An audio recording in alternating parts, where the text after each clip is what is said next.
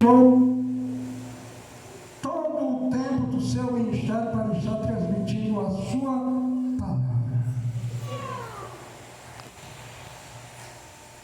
No entanto, irmãos, aqui em João 4, o capítulo em que nós lemos, nós vemos que Jesus faz uma coisa fora do comum. Que tem aquilo que é comum, aquilo que é trivial, aquilo que é normal, aquilo que é rotineiro, que você faz diariamente. Mas aqui em João 4, nós encontramos o Senhor Jesus fazendo algo fora do comum. O que foi isso?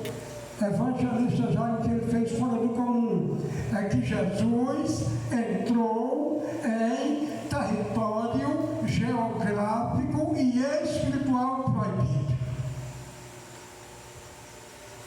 Vou explicar melhor. Irmãos, logo depois do reinado de Salomão, a Bíblia Sagrada nos informa nos livros dos reis que a nação de Israel foi dividida em duas. Agora era o reino do norte e o reino do sul. Até então, a nação de Israel sempre foi uma. Mas logo depois da morte do rei Salomão, houve uma divisão do reino de Israel e Judá. E o reino de Israel teve a sua cidade capital, a sua cidade maior definida, que foi Samaria. E logo depois que o rei Jeroboão assumiu o reinado, ele fez uma coisa horrível. Aquele homem que tinha conhecimento das Escrituras, a Bíblia Sagrada diz que ele mandou confeccionar, mandou construir 2 bezerros de ouro e colocou em pontos estratégicos do novo país, da nova nação, da nação separada, dividida, com 10 tribos. Então ele faz 2 bezerros de ouro, convoca o povo para uma grande reunião solene e apresenta aqueles 2 bezerros ao povo. Povo judeu, o samaritano também era judeu. As 10 tribos todas eram dos filhos de Jacó. Mas ele chama aquele povo, lhes apresenta os 2 bezerros de ouro e diz: sabe o quê? Pronto, está aqui o Deus de vocês. Olha que coisa horrível, irmãos, que aquele rei fez. Mas teve um motivo porque ele fez isso. E ele disse ao povo: olha, não convém mais periodicamente vocês irem a Jerusalém, onde está o templo de Salomão, porque é muito longe, não precisa mais ir para lá não. Porque tinha as festas anuais de Israel. Mas ele, com medo de perder os seus súditos, ele procurou conservar o povo ali perto de si. Porém, irmãos, ele criou uma religião falsa. Não tenho medo de dizer isso. Digo isso sem medo de estar errado, porque sabendo ele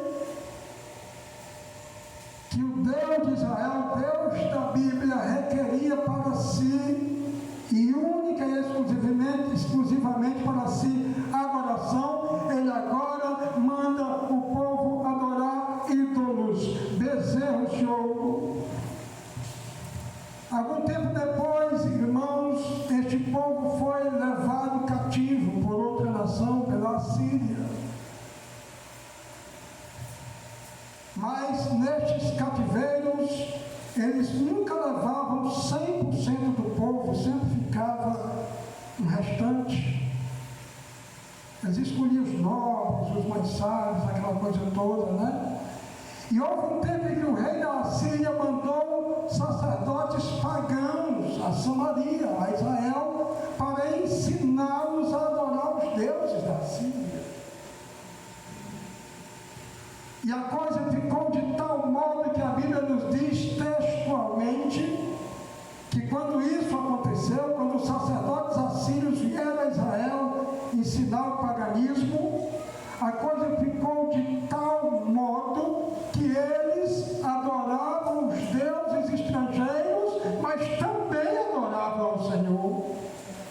Irmão, será que Deus se agrada desta adoração, perdão? Não, vou adorar aqui o ídolo feito de gesso, de madeira, mas vou adorar também o Senhor. Será que é esse, irmão Denilson, o modelo de adoração que Deus quer de nós? Não. Isaías capítulo 42, versículo 8, o Senhor diz: eu sou o Senhor, este é o meu nome, a minha glória, pois, não darei a outrem, nem o meu louvor às imagens de escultura. Irmãos, quando eu me converti, como eu disse, eu já lia a Bíblia, mas de maneira não sistematizada. Mas quando eu me converti, aí eu disse, não, mas eu vou ler a Bíblia mesmo de maneira sistemática. E enquanto eu ia lendo, irmãos, com um caderninho que está lá em casa até hoje, isso foi em 1992, está com 33 anos. O caderninho já ainda está lá em casa até hoje, bem belinho. As folhas bem amarelas. Mas cada texto da Bíblia, porque eu fui criado no lar católico, adorando isso, tocando o sino da igreja quando tinha missa, casamento, enterro, aquela coisa toda, né? A igreja está lá até hoje, mas a mesma. Quando eu me converti a Cristo, eu fiquei revoltado. Quando eu olhava para as coisas que eu tinha aprendido lá, eu olhava para a Bíblia, eu dizia, mas como é que eu acreditava nisso aí, rapaz? Está tudo diferente aqui na Bíblia. Passei anos e anos acreditando nisso. Então, irmãos, cada texto da Bíblia que eu lia, falando contra ídolos, imagens de escultura, eu anotava no caderno, está lá em casa, eu mostro para quem quiser ver. Quando eu terminei de ler a Bíblia, irmãos, tinha mais de 90 textos anotados. Está lá em casa até hoje. E agora o rei Jeroboão, sabendo da verdade, divulga a mentira para o seu povo, para o seu país, para a sua nação, para todos os seus súditos. No entanto, irmãos, a população de Judá, cuja capital permanecia em Jerusalém, aonde ficava localizado, construído o templo de Salomão. Quando eu digo aqui o templo de Salomão, irmãos, eu não estou falando da bodega da de Macedo em São Paulo, o qual ele batizou também no templo de Salomão. Não há nas escrituras qualquer indício, qualquer profecia de que haveria um templo de Salomão em São Paulo. Não. É Israel, irmãos, ainda vai haver. Aquilo é um embuste, é um engano, coisa de embusteiro, mentiroso, de herege. Isso tem sido tão divulgado, né? Eu fiquei tão triste na época, irmão, assistindo o jornal. Passou a reportagem que uma comitiva de pastores da Assembleia de Deus foi conhecer o templo do Ed Macedo, que ele disse que é de Salomão. Meu Deus do céu. Pastores, irmãos, pregadores do Evangelho, quiseram conhecer o templo de Ed Macedo, apelidado de templo de Salomão. Misericórdia, Jesus. Então, irmãos, com o tempo criou-se uma forte inimizade entre os habitantes de Judá e os de Israel, de Samaria. Porque não só eles começaram a adorar os deuses da Síria e diziam que adoravam o Deus da Bíblia também, e adorava também bezerro de ouro, e ainda começou a haver entre eles uma tradição criada da mente humana.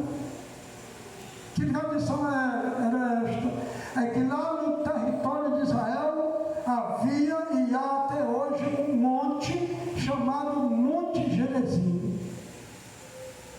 Eles colocaram na cabeça que aquele monte era, sabe o quê? Sagrado.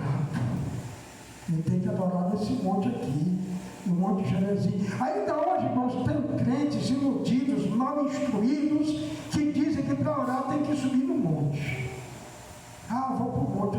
Irmão, não existe isso na Bíblia, não, irmãos.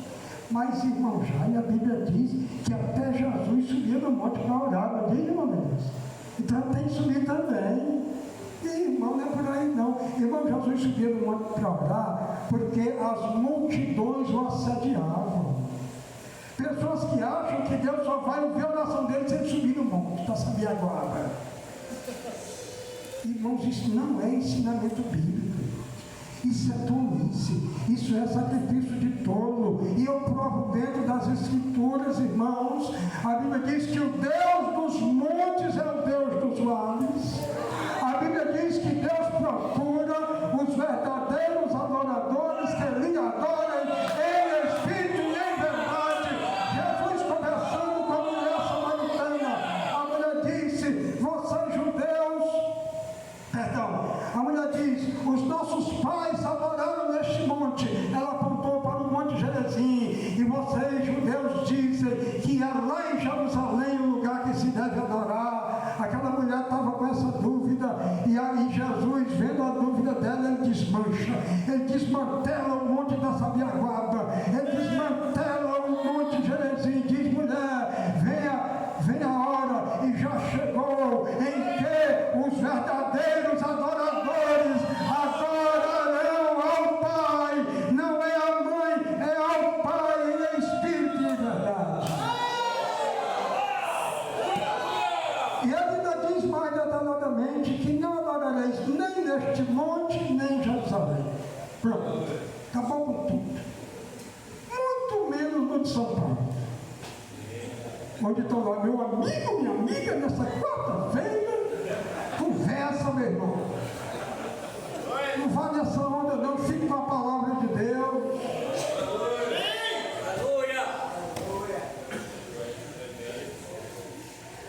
Mas em João 4, irmãos, a Bíblia Sagrada nos narra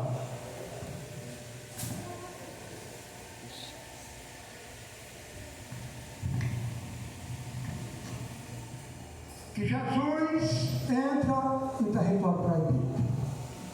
Devido a esta adoração mista, e não só adoração mista, mas também porque os samaritanos tinham se casado com estrangeiros, coisa vetada na Bíblia. Então, por tudo isso, os judeus começaram a recusar os samaritanos.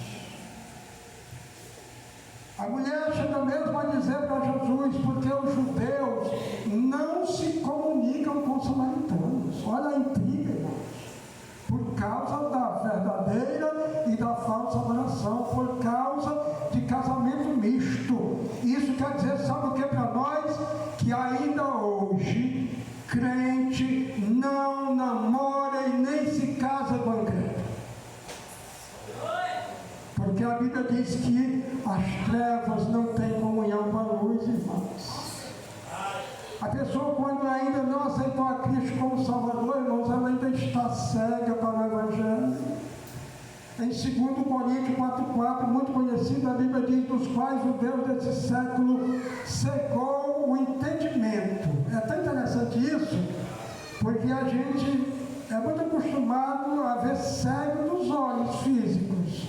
Mas a Bíblia diz que o diabo cegou o entendimento. Veja como ele é sagaz. Cegou o entendimento dos incrédulos para que não lhes resplandeça, para que não brilhe a luz do Evangelho da glória de Deus. Nós estamos aqui nessa noite, nesses 3 dias de cruzada, com um propósito bem claro, bem direto, bem definido, que é de dar vista aos cegos, como Jesus disse. E ele não está falando da vista física, ele está falando principalmente da visão espiritual, da visão do entendimento, para que vejam que Jesus Cristo é o Salvador do mundo. Mas então, irmão, Jesus que veio para quebrar as barreiras, as tradições, ele entra em território estrangeiro, ele entra em território proibido, ele manda os seus discípulos ir a uma cidade mais próxima comprar comida, alimento, porque a região era desértica, E quando ele se separa dos seus discípulos, pela sua presciência, ele já sabia que encontraria ali no poço de Jacó uma mulher que viera pegar água. Pela linguagem bíblica nós entendemos que aquele horário era por volta do meio-dia. O meio-dia é o horário do sol mais quente. E Jesus se aproxima daquela mulher que estava ali pegando água. Aí alguém pergunta, por que aquela mulher não foi pegar água ali 7 horas da manhã, 8, 9? Porque ela não poderia, irmãos, porque era uma mulher prostituta. Porque esse horário mais cedo era o horário das donzelas pegar água. E ela não poderia estar ali junta com as donzelas, as virgens. Só depois que as virgens pegassem água, que não tivesse mais nenhuma, é que ela poderia. Jesus não chega ali no poço de Jacó no horário das virgens. Ele chega ali no horário de uma mulher que já tivera 5 maridos e o que ela agora tinha não era seu. Isso não foi um acaso, isso não foi um acidente ou incidente, como você queira. Isto foi dirigido, isto foi propositado. E quando Jesus chega para aquela mulher, diz, dá-me de beber. Quando aquela mulher olha para Jesus, ela percebe certamente pelas suas vestes que Jesus não era um samaritano, que ele era um judeu, ele é diferenciado. Talvez até algumas características físicas, mas ela teve este entendimento, este discernimento. E aquela mulher recebe Jesus de maneira áspera. Ela olha para Jesus e diz, como é que tu se atreve a me pedir água, sendo tu judeu e sendo eu mulher samaritana? Não sabes tu que os judeus não se comunicam com os samaritanos? Ela deixa bem claro que havia uma inimizade, uma rivalidade, uma rixa entre judeus e samaritanos, que também eram judeus, irmãos, mas estava havendo essa separação. E o diálogo de Jesus com aquela mulher foi muito interessante. Ali eu encontro coisas que eu acho tremendas. Porque Jesus lhe oferece a água da vida e ela não entende. E Jesus está falando no sentido espiritual e a mulher está entendendo no sentido físico, como também Nicodemos entendeu. Uma das coisas que muito me chama a atenção é que chega um momento do diálogo em que aquela mulher diz, eu sei que o Cristo virá. Ou seja, aquela mulher sendo uma pagã, samaritana, prostituta, aquela mulher tinha conhecimento das Escrituras. Ela tinha conhecimento do Velho Testamento, que traz várias profecias da vida de Cristo. Talvez ela leu Isaías 7,14, que diz assim, porque o mesmo Senhor vos dará um sinal, a virgem conceberá. Nunca antes na história da humanidade uma virgem concebeu, mas Isaías 7,14 diz, porque o mesmo Deus vos dará um sinal. Olha aí, sinal. Você lembra quando Israel invadiu Jericó? A ordem era demolir tudo, matar todos. Mas tinha uma casa erigida sobre as mulheres de Jericó, onde também morava a prostituta, que a coleira, o Mossad de Israel naquela época, né, que é o serviço secreto atual, os espiões, né, a KGB de Israel, e aquela mulher colheira aqueles espias e houve um acordo entre os generais hebreus e aquela mulher. Ela reconheceu, ela disse, eu sei que Deus deu esse lugar a vocês. Vocês estão vendo essa tirinha aqui pendurada? Que bom que ela fosse vermelha, mas não é, né?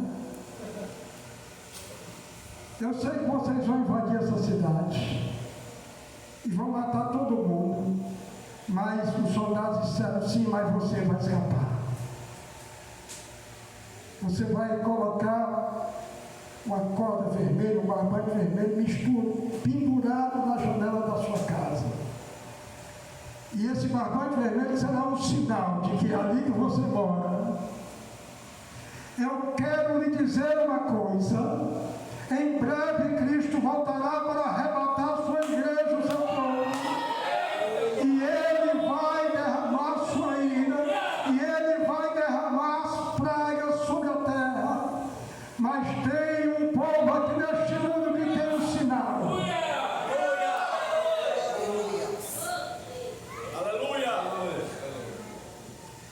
A Bíblia diz lá em Hebreus 11, irmãos, que Raabe, a prostituta, ela não pereceu junto com a população de Jericó. Toda a população de Jericó pereceu naquele dia, mas a prostituta e os que estavam, os parentes que estavam dentro da sua casa não pereceram. Sabe por quê? Porque ela creu no Deus de Israel. Porque na janela da sua casa tinha um sinal, um barbante vermelho pendurado. Você lembra de Êxodo capítulo 12, quando Deus instituiu a Páscoa? Ele deu várias instruções, mas entre essas instruções era que daquele cordeiro que fosse morto, que podia até ser compartilhado com o vizinho, se a família não fosse tão numerosa, mas ele disse: mas passe o sangue do cordeiro nos umbrais da porta da casa. E aquele sangue vos servirá de sinal. Aquele sangue vos servirá de sinal. Porque nesta noite, à meia-noite, um anjo da morte vai passar por todas as habitações de Israel e irá matar todos os primogênitos da casa. Mas onde houver o sangue do cordeiro, eu passarei de vós e não haverá em vossa casa praga de mortandade. Diz um certo escritor judeu que naquela noite, quando se deitaram para dormir, depois da meia-noite,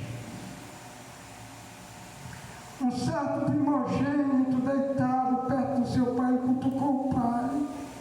Ele sabia do que ia acontecer. Isso aqui não está na Bíblia, tá?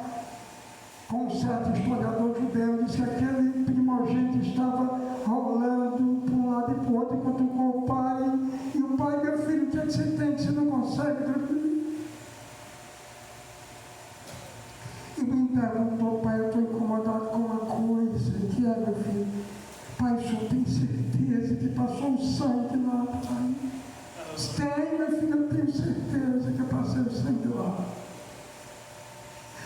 E eu te pergunto nesta noite: você tem certeza que o sangue de Jesus já te purificou de todo o pecado?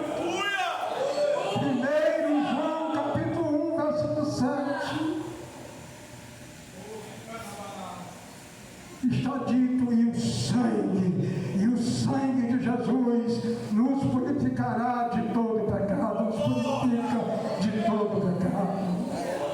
Hebreus capítulo 9, versículo 22, a Bíblia diz que segundo a lei todas as coisas se purificavam com sangue, e sem derramamento de sangue não há derramamento de pecado. Quando João Batista revelou Jesus Cristo ao mundo em João, esse mesmo evangelho ora lido, ele encontrou-se com Cristo e levantou o seu dedo indicador direito, apontou para ele e disse uma frase famosa que eu muito amo, dizendo: eis o Cordeiro de Deus que tira o pecado do mundo. Aleluia!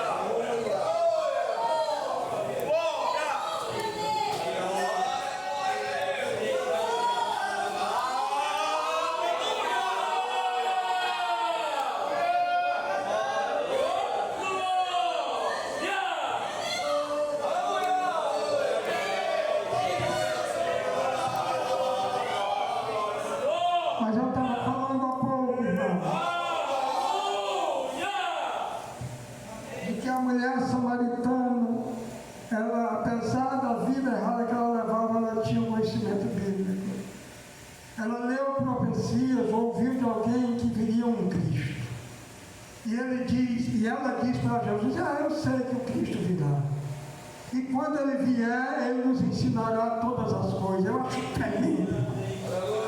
Porque quando ela diz isso, Jesus diz: sou eu que estou falando contigo.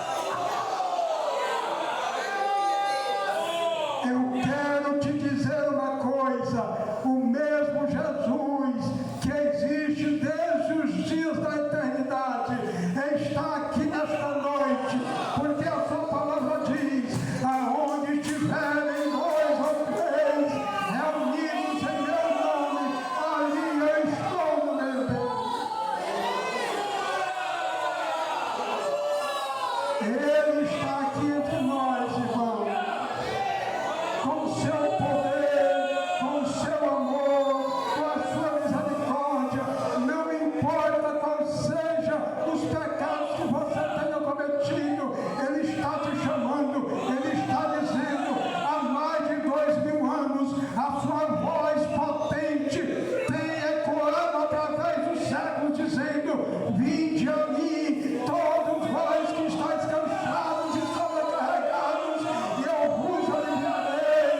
Tomai sobre vós o meu jugo e aprendei de mim, porque sou manso e humilde de coração, e encontrareis descanso para as vossas almas, porque o meu jugo é suave e o meu fardo é leve.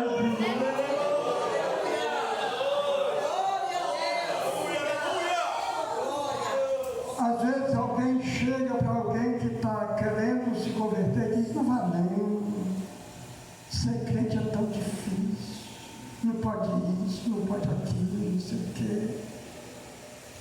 Oi, irmãos, a Bíblia tem resposta boa para esse povo. No versículo que eu acabei de citar, ele diz: o meu jugo é suave e o meu fardo é leve. Em 1 João, esqueça o capítulo, versículo, mas está escrito que os seus mandamentos não são pesados. Pesado é conviver todo dia e dormir todo dia, sem certeza de salvação, sem o sangue do Cordeiro em sua vida, com medo de a qualquer momento morrer e a sua alma ir para o perdição eterna. Isso aqui é pesado. Irmãos, quando eu era jovem, ainda descrente, eu morei aqui no Conjunto Esperança em Fortaleza. E por poucos dias que eu cheguei ali para morar com uma tia minha, chegou também uma jovem na mesma rua, uns 50 metros que eu morava na casa dela. E essa jovem era solteira, era crente, muito bonita fisicamente, por sinal. E a gente acabou se conhecendo. E ela se aproximou de mim, e ela tinha uma finalidade. Só que com a aproximação dela, eu tinha outra finalidade diferente da dela. Ela queria me ganhar para Cristo, eu queria namorar com ela. Aí não dá muito certo, não. Mas aí, irmãos, ela me falou do arrebatamento da igreja, que a qualquer momento a igreja poderia ser arrebatada. Passou um tempo, ela se casou, eu também me casei, cada um com seus respectivos amores, né? Mas eu agora sabia que Jesus voltaria para levar a igreja, para arrebatá-la. E todas as noites eu ia dormir com medo, irmãos. Você imagina isso, irmãos? Toda noite eu ia dormir com medo. Era meu medo. Eu dizia só para mim, eu nem comentava com a minha esposa, mas não era crente ainda. Eu dizia: Jesus, e se for hoje à meia-noite, se eu for buscar a sua igreja, eu vou ficar.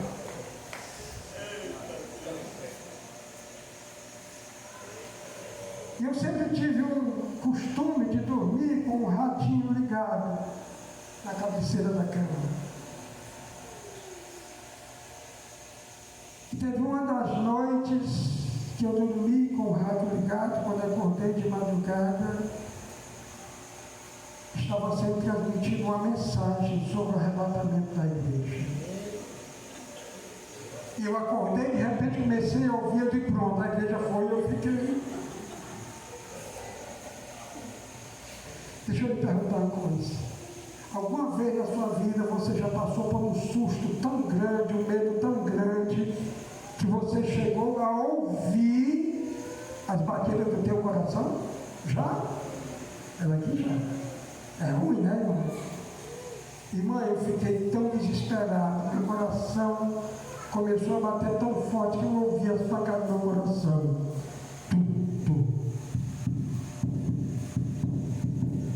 Pronto. Eu sabia, não quis, agora foi, eu fiquei. Para grande coração. Mas não era não, irmãos, era só uma mensagem. Era só uma mensagem. Mas depois, irmãos, que Jesus fala com aquela mulher. A mulher disse, Jesus disse para ela, não, vamos fazer o seguinte, vai lá e chama teu marido. Jesus sabia que ela não tinha. A mulher disse, não, Senhor, eu não tenho marido não. Ela disse, realmente tu não tem mesmo não. Tu já teve 5 e o que tem agora nem é teu. Eu imagino que ela estava sendo a amante de um homem casado, né? Quando Jesus diz, tu já tivesse 5, como é que ele sabe? O pensamento dela é inevitável, né? Que ela tem, como é que ele sabe? Então ela olha para Jesus e diz, Senhor, eu vejo que tu és profeta. E já tinha dito, sou eu que falo contigo. Êxodo 3,14, eu sou eu. A ordem dos fatores não altera o produto, né? Então, irmãos, o texto aqui de João 4, anterior ao que eu li, diz que aquela mulher entra correndo na cidade. Eu fico imaginando o estado emocional daquela mulher, que ela entra na cidade gritando para os homens de Samaria, que eram inimigos dos judeus, eram rivais, e diz, venham urgente ali no poço de Jacó, venham ver um homem que disse com tudo quanto eu tenho feito. Não foi assim, irmão? Irmãos, e saiu aquele monte de gente correndo. Chegam perto daquele judeu com uma túnica de mestre. E eles pegam Jesus pelo braço, isso é fruto da minha imaginação, mas está dentro do contexto, e diz, vamos para Samaria, vamos lá para a cidade.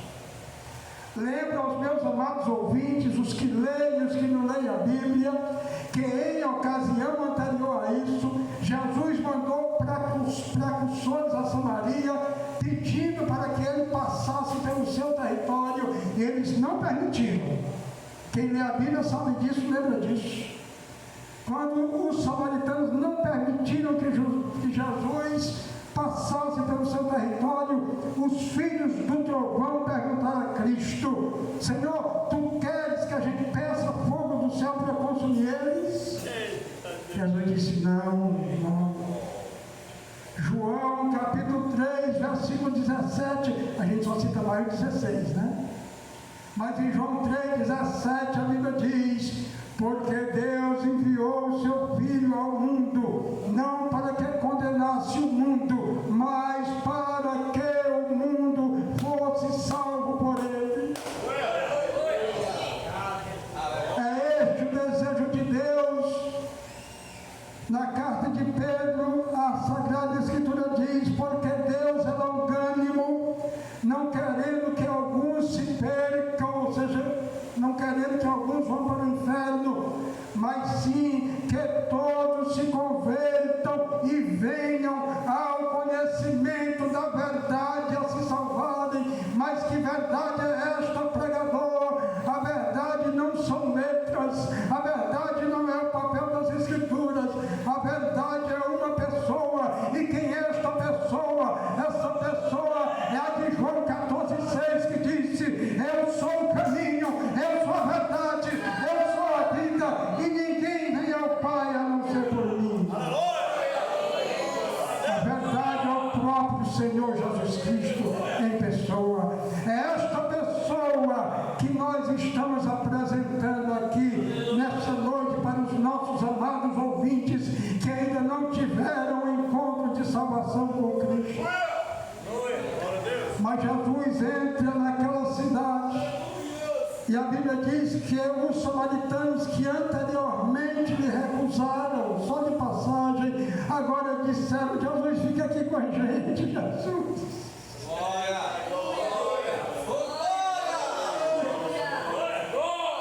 Nós, quando éramos descrentes, irmãos, a gente não queria ouvir falar de Jesus. Tem um hino bonito, irmãos, que tinha uma irmã, quando eu era novo convertido, ela louvava bonito a irmã Isabel.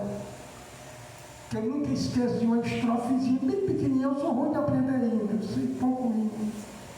Mas tem uma estrofe linda que diz assim, ó: fica, Senhor, já se faz tarde.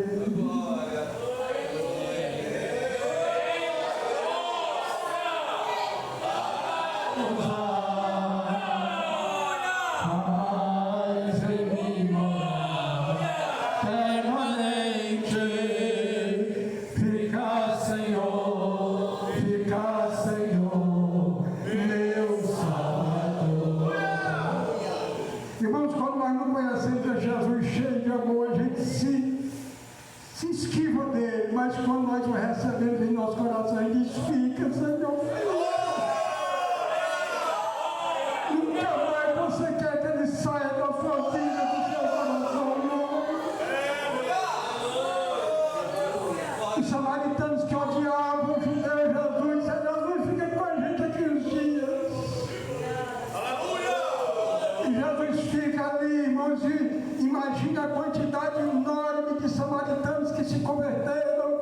Então, no versículo 41 diz: a multidão daqueles judeus olham para aquela mulher. Veja ainda no versículo 41. E muitos mais creram nele. A Bíblia não enumera. Imagine a multidão. Mas a Bíblia diz que foram muitos mais. 4.000, 5.000, não sei. Eu não posso passar na frente da Bíblia, mas não foi pouca gente, não. Quando a Bíblia diz, irmãos, que creram nele, a redundância da linguagem quer dizer se converteram a ele. Aqueles que antes criam no Monte Gerizim, que era sagrado, aqueles que antes criam em bezerros de ouro, aqueles que antes receberam instruções dos sacerdotes assírios para adorar os seus deuses, agora abandonaram tudo, versículo 41, e muitos mais creram nele. Aleluia! Mas por que eles creram nele? A Bíblia explica em seguida: por causa da sua palavra. É a palavra que nós estamos divulgando, pregando aqui nessa noite, porque a palavra é o principal instrumento de Deus para a salvação dos pecadores. É claro que muitas vezes, através dos sinais de cura, de milagres, também pessoas vêm, é claro, mas isso é secundário. Em primeiro lugar é a palavra. Eles não creram em Jesus porque eles fizeram algum milagre. Diz por causa da palavra. É a palavra. E no versículo 42, eles dizem para a mulher, diziam à mulher: já não é pelo teu dito que nós cremos nele, porque a mulher entrou lá com os olhos esbugalhados, a língua para fora da boca, dizendo: venham conhecer um homem que disse tudo quanto eu tenho feito. E eles foram, mas depois de Jesus ter passado 2 dias com eles, não é mais pelo que tu disse, não. Não é só porque a gente deu, está certo. Mas agora, versículo 42, que nós temos: porque nós mesmos o temos ouvido e sabemos que verdadeiramente o Cristo. Mas qual é a terminologia do versículo? O Cristo quer dizer o ungido. O ungido prometido, o Messias prometido. Não precisou de muita coisa não, irmãos, para Jesus convencer os pagãos samaritanos de que ele nós sabemos que Ele é o quê? É o Salvador do mundo.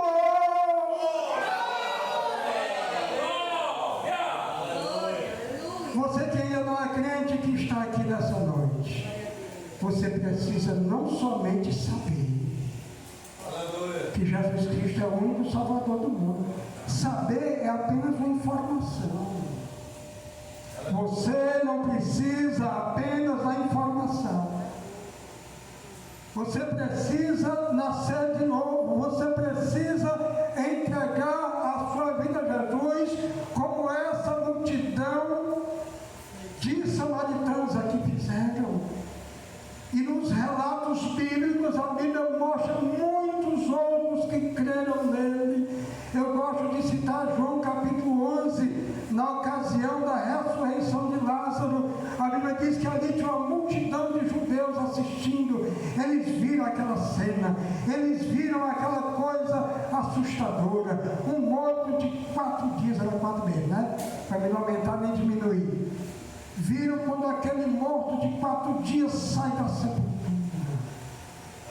Alguns diziam, já cheira mal. Já tinha perfume naquele tempo, né? Só tinha os perfumistas desde antigamente. Mas não tinha perfumista que desse jeito ali. Carne putrefada, já cheirava mal. Mas aquele defunto, depois de alguém tirar a pedra por ordem de Jesus, ele sai do sepulcro de maneira inusitada, inesperada, aos olhos da multidão. E o texto de João 11 diz que muitos judeus, que duvidavam dele, né? Quando viram aquilo, creram nele. Mas outros não creram. Foram fazer intriga para os sacerdotes. E os sacerdotes, quando ouviram, rapaz, ele tem que matar esse homem. Olha aí, irmãos. Então a humanidade é assim, irmãos, diante da verdade, diante de Cristo, eu creio nele. Os samaritanos que acreditavam no bezerro de ouro, disseram, não, é ele aqui quem é o Salvador do mundo. Não quero mais bezerro de ouro, não quero mais o ídolo do Canindé, não quero mais o ídolo da Aparecida do Norte que leva à morte, não quero mais a maconha, não quero mais a cachaça, não quero mais o cigarro, não quero mais a minha roupa imoral, não quero mais o meu brinco, não quero mais o batom. O que é que você quer? Agora eu só quero uma coisa, eu só quero Jesus. O final do versículo 41 diz, 42 diz, porque Ele é verdadeiramente o Salvador do mundo. Meus amados irmãos, Satanás, que é o grande inimigo das nossas almas, ele fica criando salvadores falsos. E não foi só naquele tempo não, irmãos, ainda hoje tem os falsos salvadores. Lá no meio dos muçulmanos, o Salvador é Maomé, que eles dizem que é o mesmo Deus da Bíblia, mas não é. Né? No Japão é Buda, o Salvador deles é o Buda. Eu nem sei o horário que termina aqui, nem perguntei ao irmão Denilson, eu já extrapolei. Está tranquilo, não, mas já vamos terminar. Mas eu falei para vocês, irmãos, pelo menos 2 ou 3 vezes sobre o sinal da Raabe lá em Jericó. O sinal, Deus disse lá em Êxodo, este sangue vos servirá por sinal. Quando vier o anjo da morte à meia-noite, onde tiver o sangue, eu passarei de vós. Irmãos, Deus é um Deus que quer se tornar conhecido do ser humano. Deus não é um Deus que botou o ser humano no mundo e está se escondendo dele, não. Deus quer aparecer, Deus quer se apresentar, Deus quer se dar, ei, eu estou aqui, ei, eu enviei o meu filho para te salvar, ei, vende a mim. E para encerrar, eu gostaria de contar só uma ilustração sobre essa questão do sinal. Talvez algum dia você já olhou para o céu no pôr do sol e aquelas nuvens amareladas, né? O sol se pondo, as pessoas gostam de tirar foto, os casais apaixonados gostam de tirar foto nesse cenário, né? E a cada dia, irmão, você olha para o céu, ele pintou um quadro diferente. Você nunca vê um quadro repetido. Não foi Aleijadinho, não foi qualquer um, não.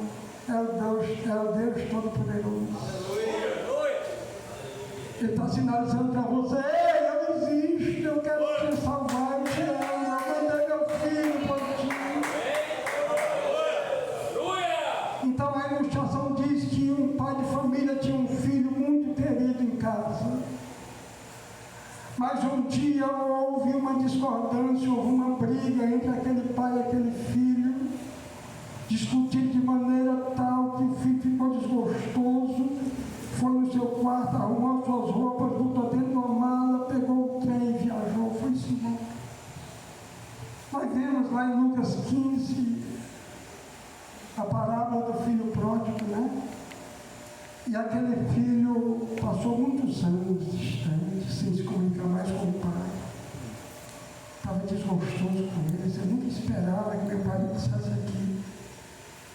Eu nunca esperava dizer aquelas coisas para o meu pai. Nosso relacionamento estragou. Não dá mais nada para voltar, não. Mas houve um dia, irmãos, em que aquele jovem apertou demais o coração e escreveu uma carta para o pai dele. Botou no correio, irmão Michel. Disse: pai, eu estou com desejo de voltar para casa. Mas eu não sei se o senhor me recebe. Irmãos, me perdoe, eu sou muito chorão diante das grandezas de Deus, eu me derreto todo. Está para ver. Mas ele disse: nós vamos fazer o seguinte, eu vou pegar um trem das 11. E a estação fica logo mais na frente da casa dele. Tem aquele pé de juazeiro, papai, em frente à nossa casa. Se o senhor me aceitar de volta, eu peço que o senhor bote um lençol. Pega um lençol de casa, lá da camarinha, e pendura nos galhos do juazeiro. Quando eu passar no trem, se eu ver aquele lençol pendurado, eu vou entender que o senhor me quer de volta. Quando o pai leu a carta, irmãos, ele saiu na vizinhança pedindo tudo que era lençol que ele estivesse em casa.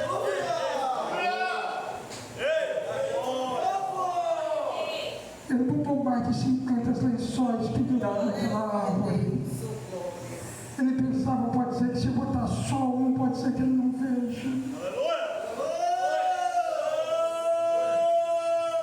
Pendurou mais de 50 lençóis nos galhos daquela árvore, para não ter perigo daquele rapaz não ver. Para que ele descesse da estação e voltasse para casa.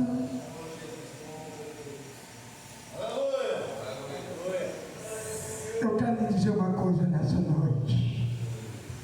Deus tem dado muitos sinais de que te ama. E que quer que você venha para Ele, aceitá-lo como meu Salvador.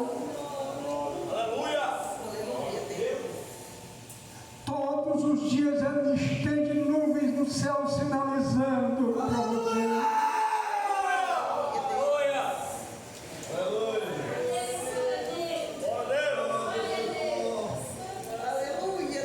Chove, paixão, acontece de tudo.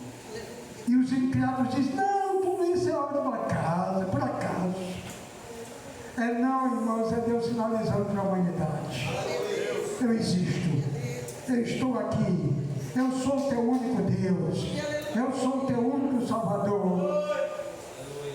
O maior de todos os sinais através dos tempos, irmãos, é que Deus amou o mundo de tal maneira que deu o seu Filho único para que todo aquele ou aquela que nele crê não pereça, mas tenha a vida eterna.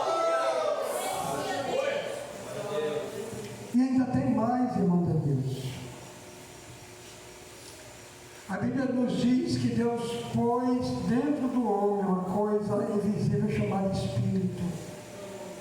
O espírito que está dentro de cada ser humano, seja homem, mulher, menino, criança, velho, é a parte do ser humano que entra em contato com Deus e que Deus entra em contato com ele.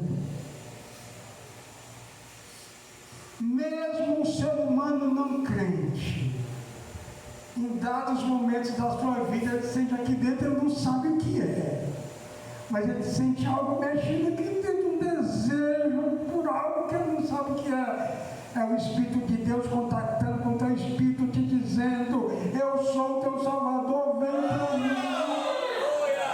Em Mateus capítulo 10, versículo 32, Jesus disse: qualquer que me confessar diante dos homens, eu também o confessarei diante do meu Pai que está nos céus. Mas qualquer que me negar diante dos homens, também eu o negarei diante do meu Pai que está no céu. Que coisa terrível! Você já pensou no dia do juízo final? Comparece aqui a Maria Alves de Souza. Pois não, Senhor. Você em vida não confessou meu filho como Salvador. Então você vai para a perdição eterna. Que desespero. Mas chama João Alves Cordeiro e diz: João, você em vida na terra, você confessou meu filho como Salvador. Mateus 25, 34, 20 benditos do meu Pai, possuí por herança o reino que vos está preparado desde a fundação do mundo.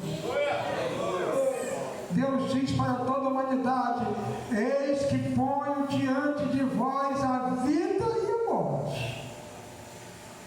E como ele tem um livre-arbítrio a cada um, ele diz: escolhe, pois, a vida para que viva. Ele coloca as duas opções, a vida e a morte. Ele está falando de morte eterna, de vida eterna.